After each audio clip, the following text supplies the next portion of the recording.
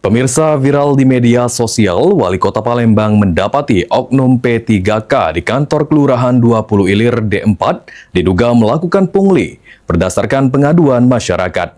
Wali Kota Palembang menegaskan jika termasuk pelanggaran berat, pegawai tersebut dapat diberhentikan.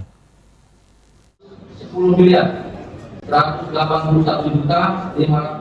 Ditemui usai rapat pada Rabu 3 Juni, Wali Kota Palembang Ratu Dewa membenarkan adanya oknum pegawai P3K yang diduga melakukan pungli.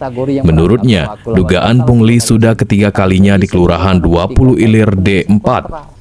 Untuk hal tersebut, tim penjatuhan hukuman disiplin yang terdiri dari BKPSDM, Inspektorat, dan Bagian Hukum sudah melakukan tindak lanjut.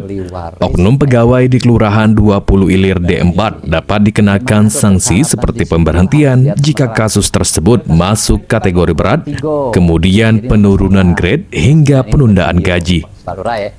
Kendati begitu, kasus dan sanksi yang akan diberikan kepada oknum pegawai tersebut masih didalami tim penjatuhan hukuman disiplin. Itu di tanggal 27 April. Setelah itu berproses, tim penjatuhan hukum disiplin, dan hasil dari tim diserahkan kepada Wali Kota. Wali Kota sebagai apa? Pejabat pembina kepegawaian. Hukumannya seperti apa? Tentunya ada beberapa opsi. Bisa jadi pemberhentian kalau itu masuk kategori berat.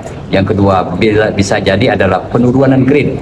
Pokoknya dari grade 7 ke grade 5, terus bisa juga penundaan gajinya.